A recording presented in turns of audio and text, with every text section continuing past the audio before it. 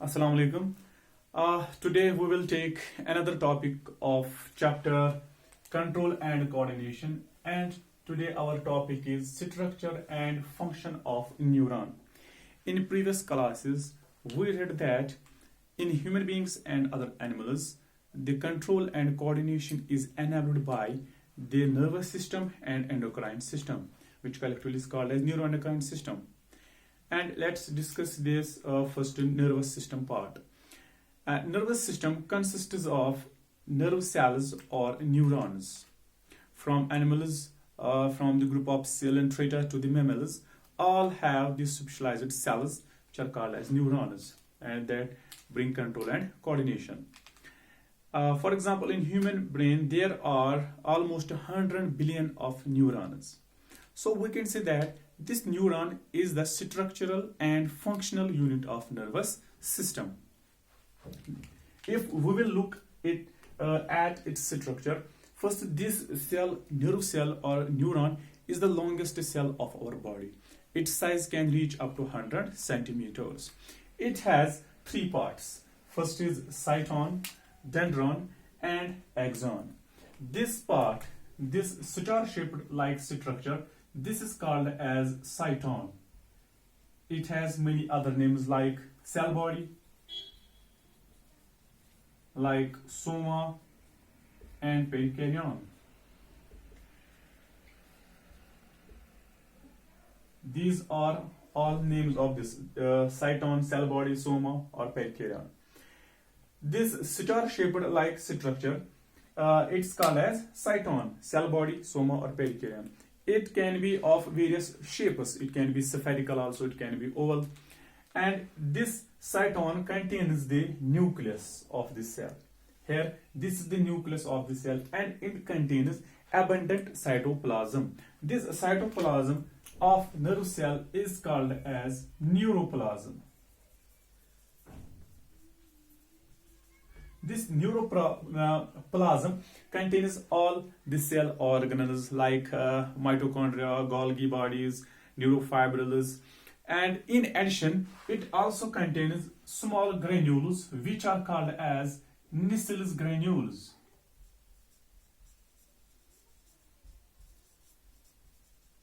These Nissel's granules are actually the fragments of ribosomes and rough endoplasmic reticulum. And they help in the protein synthesis. From this cyton, there arise small tapering fibers which are called as dendrons.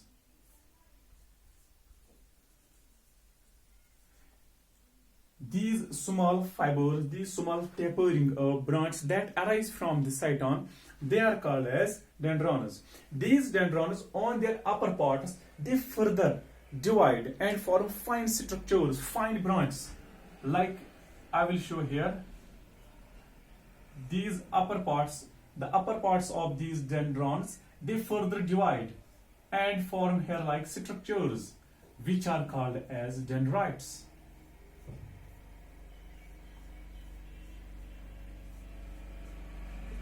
These are called as dendrites.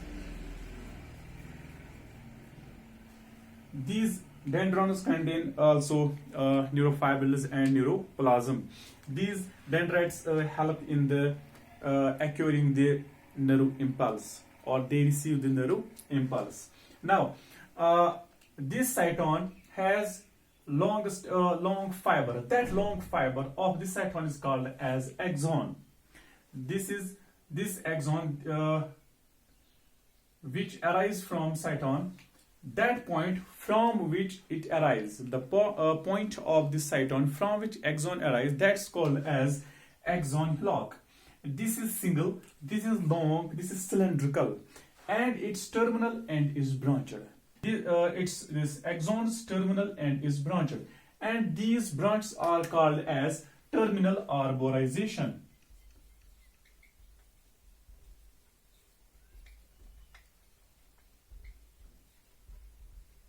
These are called as terminal arborization.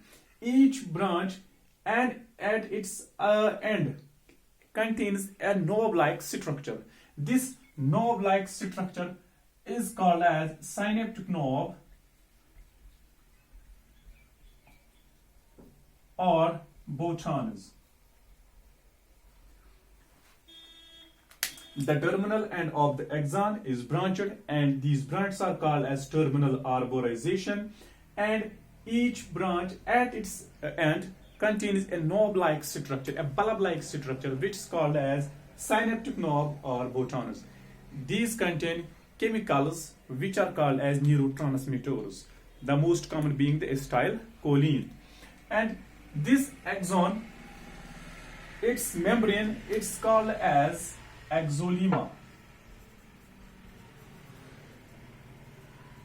The membrane of axon is called as axolemma, and its cytoplasm is called as exoplasm.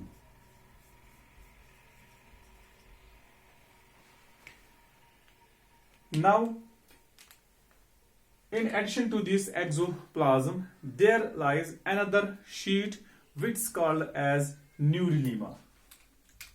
Here, this red colored, this layer is called as neurolemma. This neurolemma consists of cells which are called as Schwann cells.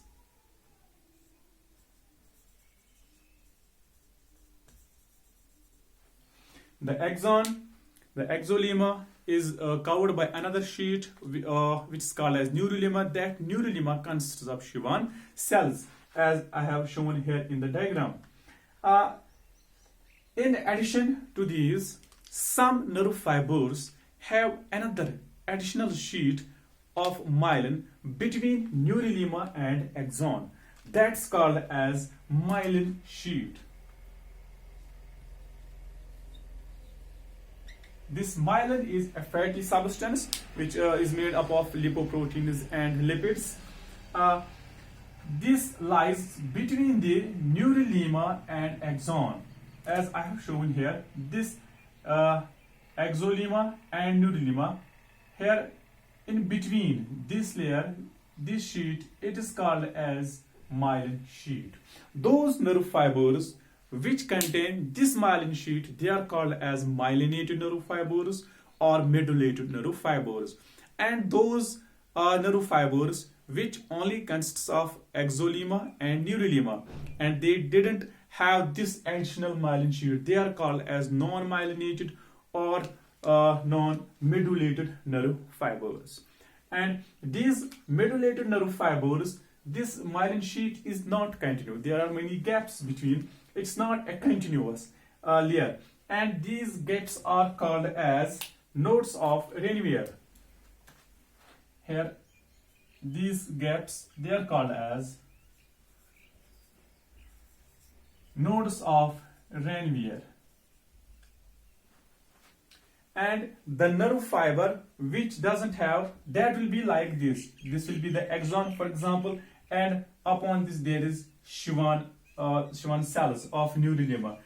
Means that is there is axolemma and neurolemma. There is no myelin sheet. These are called as non-myelinated or non-medullated nerve fibers. And these are called as those nerve fibers which contain this additional sheet of myelin between the neurolemma and the axon. They are called as myelinated nerve fibers. Myelinated nerve fibers, or we can say medullated nerve fibers. Means there are two types of nerve fibers, and these myelinated nerve fibers give their color white. Those with myelin sheet, they will seem like white, and those with non-myelinated, they will appear like gray. Now, these are two types of this nerve fibers. Now, what is the function of this neuron? If we see, the function of the neuron is to conduct their nerve impulse. Now, these dendrites, they receive the stimulus because they are present in the sense organs or receptors. They receive the information, they receive the stimulus, and they convey it to cyton. And cyton conveys this, it passes on to this this axon. This axon changes it into electrical impulse, and it passes it into terminal arborization. Here these terminal arborization have synaptic knobs. They release chemicals. Here the electrical signal changes into chemical signal, and it passes on its message to the next neuron. The neurons are not in contact with each other. There is gap between two neurons. That's called a synapse. That we'll discuss later on. And these chemicals like acetylcholine, the neurotransmitters, they cross that gap and are pass this message to another neuron, and that takes it to the brain or nervous system. There are three types of neurons. First is sensory neuron.